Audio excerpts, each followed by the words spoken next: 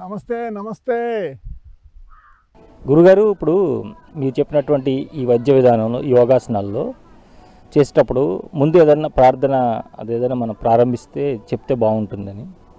ఓం సత్యమేవా జయతే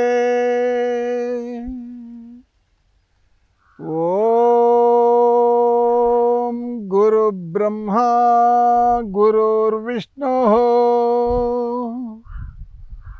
ఓం గురుదేవో మహేశ్వరః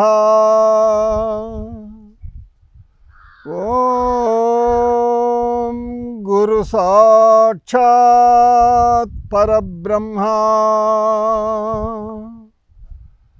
ఓం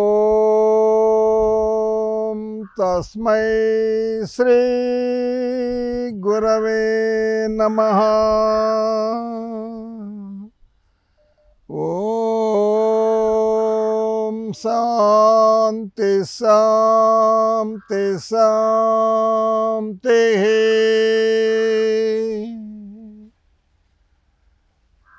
భూమాతకు ప్రణామం. అంటే గురుగారు, ఇప్పుడు ఈ మొత్తం ఈ రోగాలన్నిటికీ మూల కారణం ఏమై ఉంటుంది? మూల కారణం అంటే ప్రపంచంలో 84 లక్షల జీవరాశులు ఉన్నాయి. ఏ జీవికి హాస్పిటల్కి పోదు, ఏ జీవికి రోగాలు లేవు. మరి మనకెందుకు వస్తున్నాయి? మన పెద్దవాళ్ళ రోజుల్లో ఇవి లేవు. ఎందుకు లేవంటే వాళ్ళు నిద్ర లేస్తానే తలకి ఆముదం పెట్టేవాళ్ళు, కళ్ళకి కాటుక పెట్టేవాళ్ళు,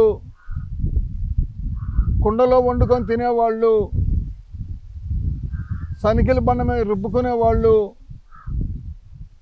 రుబ్బుడు పత్రంలో రుబ్బుకునేవాళ్ళు, గ్లాసుల్లో నీళ్లు తాగేవాళ్ళు, కుండల్లో నీళ్లు తాగేవాళ్ళు, బావుల్లో నీళ్లు తాగేవాళ్ళు. అల్యూమినియం పాత్రలు అప్పుడు లేవు, అప్పుడంతా మట్టి కుండలే. ఇప్పుడు అల్యూమినియం పాత్రలు వచ్చేసినాయి. అవి విషం, స్లో పాయిజన్. కుండల్లో వండుకుంటే రోగాలు తగ్గుతాయి. అవునండి. అంటే ఇప్పుడు మీ దగ్గరికి వచ్చేవాళ్ళు ఎలాంటి ఆహారాన్ని తీసుకోవాలి, ఎలాంటి నియమాలు ఉంటాయి, ఆహార నియమాలు కానీ ఇవి కానీ కాస్త వాటి గురించి తెలియజేయండి. మా ఆహార నియమాలు ఒక పూటే ఉంటాయి, ఉడికినవి. 2 పూట్ల పచ్చివే ఉంటాయి. ఉదయం సద్దలు, రాగులు, జొన్నలు, గోధుమలు, పెసలు, ఉలవలు, అలసందలు, ముడిశనగలు, ఏరుశనగ పప్పులు అవి ఒక 1/2 స్పూన్ వేసుకొని 24 గంటలు నానబెట్టి 12 గంటలు మూట కట్టి 36 గంటల తర్వాత తినడం. ఉప్పు తగ్గించుకొని తినడం, కుండల్లో వండుకొని తినడం.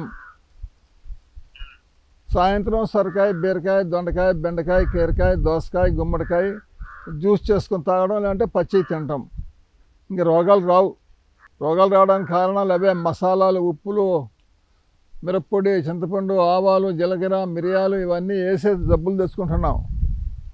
నీళ్లు తాగడం కూడా గుట్ట గుట్ట గుట్ట తాగుతున్నారు. అలా తాగకూడదు. ఒక గుక్క తీసుకున్నావా దాన్ని బాగా చిప్ చేసి మింగాలి. ఎడల్పుగా ఉండే లోటాలో తాగాలి, బాటిల్లో అస్సలు తాగకూడదు. స్ట్రెస్ ఉంటుంది బాటిల్లో. ఆ స్ట్రెస్ మనలోకి పోతే మనకు కూడా వస్తుంది స్ట్రెస్. ప్రతి ఒక్క ఇంట్లో ప్రెషర్ కుక్కర్, దాని పేరే ప్రెషర్ కుక్కర్. ఆ కుక్కర్లో తింటే రోగాలు రాక ఏమొస్తాయి? మనం తినే ఆహారం ప్రతి ఒక్కటి గాలి, వెలుతురు తగిలే ప్రదేశాల్లో వండుకోవాలి. ప్రెషర్ కుక్కర్లో గాలి తగలదు, వెలుతురు తగలదు. రోగాలు రాక ఏం చేస్తాయి? గురుగారు, ఒక మాట అడుగుతాను. మీ వయసు ఎంత అండి ఇప్పుడు? 80. మధ్యలో ఒకటే చిన్న విషయం తెలుసుకుందాం.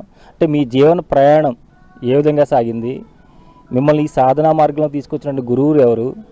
అసలు మీరు ఈ మార్గాన్ని ఎంచుకోవడానికి గల కారణం ఏంటి? ఈ సాధనలో తీసుకొచ్చింది రోగాలు. భారతదేశంలో రోగాలన్నీ ఉన్నాయి నాకు. మా కుటుంబంలో చిన్నాన్నలు, పెదనాన్నలు, అన్నల తమ్ముళ్ళు, చిన్న పైన బిడ్డలు అందరూ పెద్ద పెద్ద జాబులు. మా అన్నగా ఓన్ బ్రదర్ అయితే పీడబ్ల్యూలో ఎస్సీగా రిటైర్ అయ్యాడు.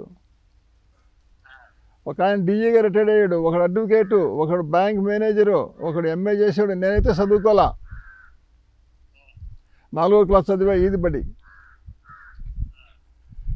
రోగాలు ఎప్పుడు ఫుల్ రోగాలు. ఆ రోగాలతో ఏడ్చుకుంటూ ఉండేవాడిని. చదువుకోలేదని ఇంట్లో మా తల్లిదండ్రులకి కోపం. పశువులు మేపమన్నారు. పశువులు మేపేవాడిని. ఈ రోగాలతో ఏడ్చుకుంటూ ఉండేవాడిని. మా పెద్దవాళ్ళు కమ్యూనిస్ట్ పార్టీలో పనిచేశారు. రామచంద్రుడి గారి హాస్పిటల్లో మాకు ఫ్రీ.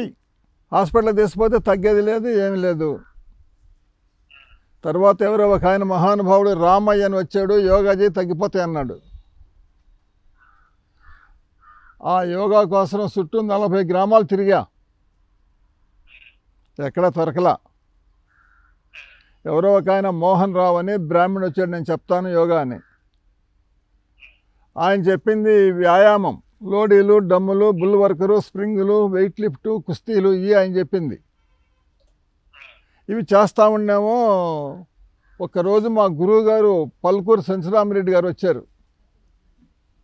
రోడ్డుని పోతా చూసాడు, ఏంటి ఎందుకు చేస్తున్నారేనని. రోడ్డుకి మనకు ఒక ఫర్లాంగే ఉంటుంది.